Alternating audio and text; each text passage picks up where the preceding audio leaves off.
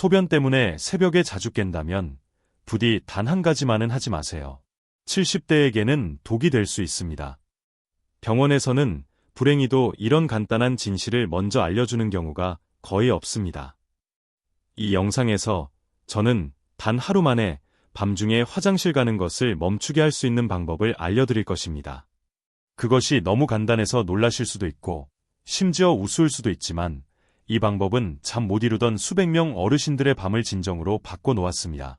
안녕하세요. 내과 전문의 이정호입니다. 저는 올해로 82세가 되었고 의사 생활을 시작한 지 55년이 흘렀습니다. 반세기가 넘는 세월 동안 저는 수많은 환자들을 만나 그들의 고통과 아픔을 함께 나누며 살아왔습니다. 제가 의과대학에 입학했던 1967년을 되돌아보면 그때의 의료 환경은 지금과 비교할 수 없을 정도로 열악했습니다. 물론 기계나 장비도 부족했지만 더 큰 문제는 환자분들과 충분히 대화할 시간이 없었다는 것입니다. 한 환자에게 5분도 채 주어지지 않는 상황에서 어떻게 진정한 진료가 가능했겠습니까? 저는 늘 이 점이 안타까웠습니다. 제가 최근에 유튜브 채널을 시작한 이유가 바로 여기에 있습니다. 병원에서의 진료 시간은 늘 부족해서 미처 설명해 드리지 못하는 이야기들이 너무나 많기 때문입니다. 특히 60대, 70대, 80대 어르신들이 겪으시는 사소한 불편함들이 삶의 질을 크게 좌우하는데도 불구하고 진료실에서는 시간 관계상 늘 미루게 되는 이야기들이 많습니다. 이 중에서도 오늘 제가 다루고자 하는 주제는 많은 어르신들이 공통적으로 겪으시면서도 쉽게 말씀하지 못하시는 문제입니다. 바로 밤중에 소변 때문에 자주 깨시는 문제입니다. 의학적으로는 야간뇨라고 부르는 이 증상은 정말 많은 분들이 경험하고 계십니다. 저 역시 몇 해 전까지만 해도 밤마다 4번, 5번씩 깨던 시절이 있었습니다. 이 문제는 특히 75세쯤부터 심해졌습니다. 그때를 생각하면 밤에 한 번 깨면 다시 잠들기가 정말 쉽지 않지 않습니까? 한번 화장실에 다녀오면 약 2시간은 뒤척이다가 겨우 잠들고 또다시 깨고 뒤척이는 패턴이 반복되었습니다. 다음 날이면 몸도 마음도 완전히 지쳐 있었습니다. 그때 아내가 저를 보며 했던 말이 아직도 생생하게 기억에 남습니다. 당신이 밤새 뒤척이니까 나도 계속 깨요. 이렇게 가다가는 우리 둘 다 병날 것 같아요. 정말 맞는 말이었습니다. 수면 부족은 면역력 저하, 혈압 상승, 당뇨 악화 등 온갖 건강 문제를 불러옵니다. 제가 의사로서 이런 것들을 모를 리 없었는데 정작 제 자신의 문제는 해결하지 못하고 있었던 것입니다. 하지만 어떤 계기로 몇 가지 방법을 시도해보았고 정말 놀랍게도 그날 밤부터 아침까지 한 번도 깨지 않고 숙면을 취할 수 있었습니다. 처음에는 우연이라고 생각했지만 계속 실천하면서 이것이 단순한 우연이 아님을 깨달았습니다. 이후 수많은 환자분들께 이 방법들을 전달해왔고 실제로 효과를 보신 분들의 이야기를 끊임없이 들어왔습니다. 오늘 이 이야기가 도움이 될 것 같다고 느끼신다면 구독과 좋아요 버튼을 눌러 저희 커뮤니티에 함께해주세요. 여러분 모두의 건강하고 편안한 노후를 진심으로 응원합니다. 그리고 이 영상이 끝까지 여러분께 유익했다고 생각하신다면 주변에 비슷한 문제로 어려움을 겪는 다른 어르신들께도 꼭 공유해 주시기 바랍니다. 이제부터 밤중 소변 문제를 해결하기 위해 절대 하지 말아야 할 5가지에 대해 자세히 설명해 드리겠습니다. 이 방법들은 제가 55년간의 진료 경험, 그리고 제가 만난 수천 명의 환자들, 제 자신의 개인적인 경험을 통해 철저히 검증된 것들입니다. 물론 모든 사람에게 동일하게 효과가 있다고 장담할 수는 없지만 대부분의 경우 적어도 하나 이상의 방법에서 긍정적인 효과를 보실 수 있을 것입니다. 여러분이 이 방법들을 제대로 이해하고 효과적으로 실천하시려면 반드시 끝까지 들어주셔야 합니다.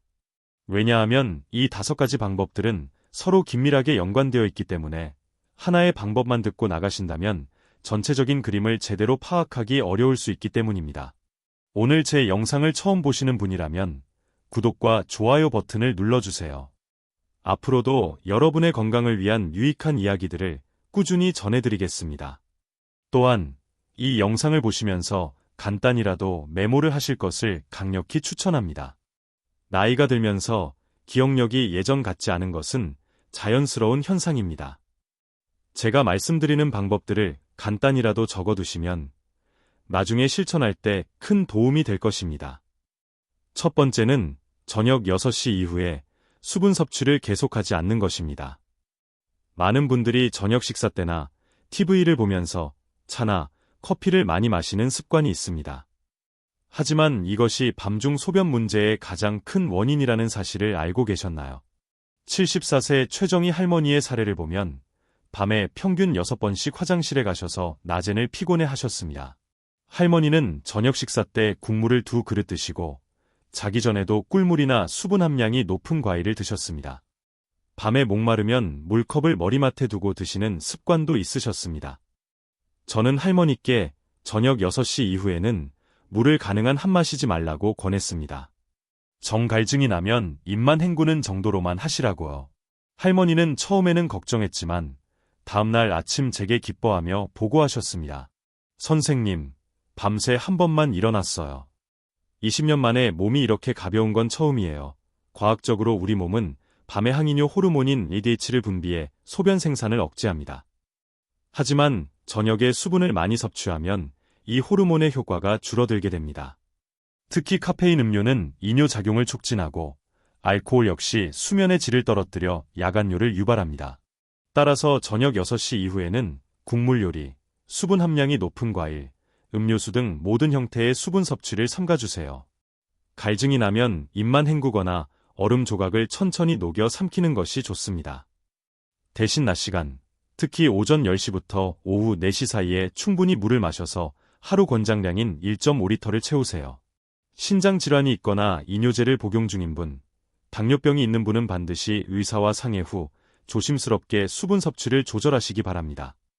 두 번째는 다리 붓기를 방치하지 않는 것입니다. 많은 분들이 다리 붓기가 밤중 소변과 관련이 있다는 사실을 모르고 계시지만 이것은 매우 중요한 연관성을 가집니다. 저는 55년간 진료하면서 다리가 붓는 환자분들이 야간뇨로 고생하는 경우가 많다는 것을 일관되게 확인했습니다. 77세 이영배 할아버지는 오랫동안 앉아서 일하셨기 때문에 늘 다리가 붓고 무거우셨습니다. 밤 12시에 잠들면 새벽 2시, 4시, 6시에 반복적으로 화장실에 가셨고 특히 새벽에는 소변량이 많아 다시 잠들기 힘들어 하셨습니다. 진찰해 보니 할아버지의 다리에 심한 부종이 있었습니다. 저는 할아버지께 이렇게 설명해 드렸습니다. 낮 동안 중력 때문에 수분이 다리로 내려와 고이게 됩니다. 밤에 누우면 이 수분이 다시 혈액으로 돌아가 신장으로 가서 소변이 되는 것이죠. 그래서 다리 부종이 심할수록 밤에 소변이 더 자주 마려운 겁니다. 할아버지는 제 설명을 이해하셨고 저는 매일 저녁 TV를 볼 때 다리를 심장보다 높게 올리는 습관을 제안했습니다. 식후 30분 정도 가볍게 산책한 후 다리를 올리면 더욱 좋다고 말씀드렸습니다. 일주일 후 할아버지의 표정이 밝아져 제게 이렇게 말씀하셨습니다. 매일 다리를 올리니까 밤에 화장실 가는 횟수가 절반으로 줄었어요. 아침에 다리도 훨씬 가벼워. 2주 후에는 놀라운 변화를 보고하셨는데 이제 밤에 한 번만 깨요. 20년 만에 처음 있는 일이에요. 라고 하셨습니다. 다리 부종은 대부분 정맥순환 장애 때문에 발생합니다. 고령자는 정맥 판막 기능이 약해져 혈액순환이 어려워집니다. 낮 동안 다리에 축적된 수분이 밤에 혈액순환계로 다시 돌아오면 신장이 이 늘어난 수분량을 처리하느라 소변량이 증가하는 것입니다. 따라서 다리 붓기를 방치하지 마세요. 저녁 식사 후 1시간 정도 다리를 올려두는 것만으로도 큰 효과를 볼 수 있습니다. 저녁 식사 후 30분 정도는 가볍게 걸어주세요. TV를 보거나 책을 읽을 때 다리를 심장보다 약간 높게 올려주세요. 다리를 올리는 동안 발가락을 움직이거나 발목을 돌려주면 순환에 더욱 좋습니다. 하루 15분에서 30분 정도만 해도 충분합니다. 심장 질환이나 고혈압이 있는 분은 무리하지 마시고 편안한 정도로만 하세요. 갑자기 일어설 때 어지러울 수 있으니 천천히 움직이시고 통증이 생기면 즉시 중단하고 의사와 상의하세요. 이 내용에 대해 궁금한 점이 있으시면 댓글로 남겨주세요. 자세히 답변해 드리겠습니다. 세 번째는 자기 전에 소변이 마렵지 않다고 화장실에 가지 않는 것입니다. 소변이 안 마려운데 굳이 화장실에 가야 하나요? 하고 위화해하실 수 있지만 많은 분들이 이 간단한 습관을 간과하고 있습니다.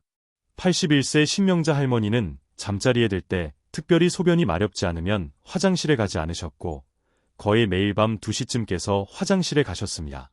흥미롭게도 그때 나오는 소변량이 꽤 많았습니다. 저는 할머니께 이렇게 설명해 드렸습니다. 나이가 들면 방광 감각이 둔해져요. 젊을 때는 소변이 조금만 차도 느꼈는데 나이가 들면 꽤 차 있어도 잘 느끼지 못하는 경우가 많아요. 그리고 이렇게 권해드렸습니다. 소변이 마렵지 않아도 자기 직전에는 무조건 화장실에 가보세요. 방광에 조금이라도 소변이 남아있으면 밤중에 깰 가능성이 높아지거든요. 할머니는 처음에는 걱정했지만 제가 억지로 참으라는 것이 아니라 앉거나 서서 나오는 만큼만 보시라고 구체적으로 설명했습니다. 한 달 후 할머니는 놀라운 변화를 보고하셨습니다. 선생님, 정말 신기해요. 자기 전에는 별로 안 마려웠는데 화장실에 가면 꽤 많이 나오더라고요. 밤중에 깨는 횟수가 현저히 줄었어요. 기존에 2~3번 깨던 것이 0번에서 1번으로 줄었어요. 나이가 들면서 방광의 수용량이 줄어들고 탄성도 떨어집니다. 또한 방광 감각신경이 둔해져 소변이 차 있어도 잘 느끼지 못하는 경우가 많습니다. 전립선 비대가 있는 남성은 잔뇨가 남는 경우가 많아 더욱 문제가 됩니다. 따라서 소변이 마렵지 않다고 해서 자기 전 화장실에 가는 것을 소홀히 하지 마세요. 화장실에서 조급해하지 마세요. 편안히 앉거나 서서 천천히 기다리세요. 다 본 것 같아도 1분 정도 더 기다려보세요. 여성은 앉아서 보는 것이 방광을 비우는데 더 도움이 됩니다. 배에 살짝 힘을 주거나 상체를 약간 앞으로 기울이면 잔뇨를 줄일 수 있습니다. 전립선 질환이나 방광 질환이 있는 분은 무리하지 마세요. 요실금이 있는 분도 너무 오래 참지 말고 편안하게 배출하세요. 이 내용에 대해 궁금한 점이나 경험이 있으시면 댓글로 편하게 공유해주세요. 네 번째는 잠들기 전에 스마트폰을 사용하지 않는 것입니다. 이것이 밤중 소변과 무슨 관련이 있을까 하고 위화해하실 수 있지만 이것은 생각보다 훨씬 더 중요한 요소입니다. 현대인의 수면 문제에서 스마트폰을 빼놓을 수 없는데 이것이 야간뇨와 밀접한 관련이 있다는 것을 아는 분은 많지 않습니다. 79세 조병선 할아버지의 이야기를 들려드리겠습니다. 할아버지는 70세쯤 스마트폰을 배운 후 매일 밤 침대에서 뉴스나 유튜브 영상을 보며 시간을 보내셨습니다. 보통 밤 11시에 잠자리에 들었지만 12시가 넘어서까지 폰을 보는 일이 잦았습니다. 제가 할아버지께 설명했습니다. 할아버지, 스마트폰에서 나오는 블루라이트가 뇌에 영향을 줘요. 특히 밤에 보면 멜라토닌이라는 호르몬 분비를 억제해요. 멜라토닌이 줄어들면 수면의 질이 떨어지고 항이뇨 호르몬 분비에도 영향을 줘 밤에 소변이 더 자주 마려워질 수 있어요. 할아버지는 이 정보에 놀라셨습니다. 저는 또 설명했습니다. 자극적인 뉴스나 영상들은 스트레스 호르몬을 분비시켜 깊은 수면을 방해하고 작은 자극에도 쉽게 깨게 만들죠. 할아버지는 밤에 뭘 하고 지내야 할지 심심하다고 하셨습니다. 저는 이렇게 제안했습니다. 저녁 9시 이후에는 스마트폰을 거실에 두고 대신 책을 읽거나 라디오를 들어보세요. 가족과 대화하거나 일기를 쓰는 것도 좋은 대안입니다. 2주 후 할아버지의 표정은 훨씬 밝아졌습니다. 처음엔 힘들었는데 일주일 지나니 확실히 달라졌어요. 밤에 화장실 가는 횟수가 절반으로 줄었고 더 깊이 잠들어요. 아침에 머리가 맑고 개운해요. 4주 후에는 이렇게 보고하셨습니다. 밤에 한 번도 안 깨는 날이 일주일에 서너 번이나 돼요. 30년 만에 처음 있는 일이에요. 블루라이트는 뇌가 낮이라고 인식하게 하여 멜라토닌 분비를 억제합니다. 멜라토닌은 수면뿐만 아니라 항이뇨 호르몬인 ADH 분비에도 영향을 미칩니다. 깊은 수면에 들어가야 항이뇨 호르몬이 제대로 분비되는데 스마트폰 사용은 얕은 수면을 유발하여 이 호르몬의 효과를 떨어뜨립니다. 더욱이 자극적인 콘텐츠는 교감신경을 활성화하여 긴장 상태를 유지시키고 방광의 예민도를 높입니다. 따라서 잠들기 전에는 스마트폰을 사용하지 않는 것이 좋습니다.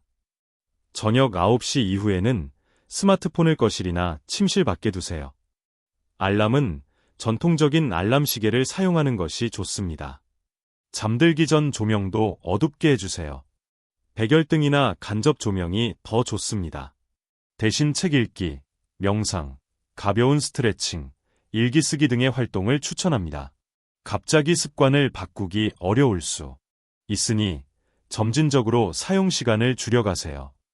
가족들과 미리 상의하여 밤늦은 연락을 자제하도록 요청하는 것도 중요합니다. 이 내용에 대해 더 궁금한 점이 있으시다면 언제든 댓글로 문의해주세요. 5번째는 자다 깼을 때 무조건 화장실에 가지 않는 것입니다. 깼으면 화장실에 가야지, 왜 안 가? 하고 반직관적으로 들릴 수 있지만 이것은 매우 중요한 핵심입니다. 많은 분들이 밤에 깨면 실제로는 소변이 급하지 않은데도 습관적으로 화장실에 갑니다. 72세 박정기님은 밤에 눈이 뜨면 무조건 화장실에 가셨고 마렵지 않을 때도 어차피 깼으니까 가야지 생각으로 가셨습니다. 화장실에 가면 소변이 조금밖에 안 나오는 경우가 많았습니다. 제가 박정기님께 조언해 드렸습니다. 박 선생님, 밤에 깼을 때 정말 급한 것이 아니라면 5분 정도 누워서 기다려보세요. 그냥 편안히 호흡에만 집중해 보시고요. 그는 처음에는 걱정했지만 제가 억지로 참으라는 것이 아니라 방광이 가득 찼는지 먼저 확인하고 그렇지 않다면 5분 정도 기다려보라고 구체적으로 설명했습니다. 2주 후 박정기님은 놀라운 변화를 보고하셨습니다. 선생님, 정말 신기해요. 깨서 5분 정도 누워있으면 소변이 안 마려워지면서 다시 잠들게 돼요. 정말 급할 때와 그냥 깬 것의 차이도 구분할 수 있게 됐어요. 한 달 후에는 밤에 화장실 가는 횟수가 절반으로 줄었고 아예 안 가는 날도 생겼다고 합니다. 이 현상은 심리학적으로 조건화로 설명될 수 있습니다. 우리는 밤에 깨면 화장실에 간다는 패턴에 익숙해져서 필요 없을 때도 그 패턴을 따르는 것입니다. 또한 항이뇨 호르몬 덕분에 밤에 만들어지는 소변은 낮보다 적습니다. 그래서 깨서 잠시 참아보면 실제로는 별로 마렵지 않은 경우가 많습니다. 그러므로 자다 깼을 때 무조건 화장실에 가지 마세요. 깨셨을 때 먼저 배를 가볍게 눌러 방광이 팽창했는지 확인하세요. 시계를 보고 정확히 5분을 재어 편안히 누워 호흡에만 집중하세요. 4초 들이쉬고 4초 참고 4초 내쉬기를 반복하는 호흡법을 시도해 볼 수 있습니다. 5분 후에도 정말 급하다면 그때 가세요. 대부분의 경우 다시 잠들게 될 것입니다. 처음에는 어색할 수 있으니 조급해하지 말고 점진적으로 이 새로운 방식에 적응해 나가세요. 요실금이나 전립선 수술을 받으신 분들은 무리하지 마시고 급할 때는 바로 가세요. 방광염이나 요로 감염이 있는 분도 참지 마세요. 당뇨병이나 신장질환이 있는 분은 자신의 상태를 고려해 조심스럽게 실천하시고 나이 많으신 분은 갑자기 일어설 때 어지러울 수 있으니 천천히 움직이세요. 혹시 이 내용에 대해 더 궁금한 점이 있으시다면 언제든지 댓글로 남겨주세요. 당신의 편안한 밤을 응원합니다. 여러분, 오늘 제가 소개해드린 5가지 하지 말아야 할 방법들에 대해 어떻게 생각하시나요? 이것들이 꽤 간단해 보일 수 있지만 이런 작은 습관들이 꾸준히 실천될 때 엄청난 긍정적인 변화를 만들어낼 수 있습니다. 저 역시 82세의 나이에도 이 방법들을 실천하며 매일 밤 편안하고 숙면을 취하고 있습니다. 이 방법들을 실천하기 전에는 밤마다 4번, 5번씩 깨면서 고생했고 심지어 다음날 진료에도 지장이 있을 정도였습니다. 하지만 하나씩 실천하면서 제 삶의 질이 완전히 달라졌습니다. 무엇보다 아침에 일어났을 때의 개운함이 예전과는 비교할 수 없을 정도로 다릅니다. 저는 여러분 모두가 이 놀라운 기분을 경험하셨으면 좋겠습니다. 부디 5가지 방법을 한 번에 모두 실천하려고 하지 마세요. 대신 하나씩 차근차근 시도하며 일상적인 습관으로 만들어가세요. 예를 들어 첫 주에는 저녁 6시 이후 수분 섭취를 제한해보고 그 다음 주에는 잠들기 전 화장실에 가는 습관을 추가하는 식으로요. 여기서 가장 중요한 요소는 꾸준함입니다. 며칠 해보고 효과가 없다고 해서 쉽게 포기하지 마세요. 우리 몸이 새로운 습관에 적응하는 데는 시간이 필요합니다. 보통 2-3주 정도 꾸준히 실천하면 확실하고 긍정적인 변화를 느끼기 시작할 것입니다. 자신이 겪는 변화들을 간단히 일기처럼 기록하는 것도 좋은 동기부여가 될 수 있습니다. 마지막으로 이 방법들을 성실히 실천했는데도 증상이 개선되지 않는다면 반드시 병원을 방문하세요. 전립선 비대증, 방광기능장애, 당뇨병, 심장질환 등 기저질환이 문제의 근본 원인일 수도 있습니다. 특히 밤에 5번 이상 깨거나 소변에 피가 섞여 나오거나 소변 볼 때 심한 통증이 있거나 갑자기 체중이 늘거나 다리 부종이 심해진다면 즉시 의료진과 상담을 받아보세요. 오늘 이 영상이 여러분께 도움이 되었다면 구독과 좋아요 버튼을 눌러주시면 감사하겠습니다. 이 문제로 힘들어하는 지인이나 가족이 있다면 이 영상을 공유해주시면 정말 큰 도움이 될 것입니다. 혹시 오늘 이야기 중 특별히 궁금한 점이 있으신가요? 아니면 이미 비슷한 방법들을 실천하면서 어떤 변화를 경험하셨는지 상세하게 댓글로 남겨주세요. 제가 성심성의껏 조언해 드릴 것이며 여러분의 의견은 다른 시청자분들께도 큰 도움이 될 것입니다. 소중한 의견 기다리겠습니다.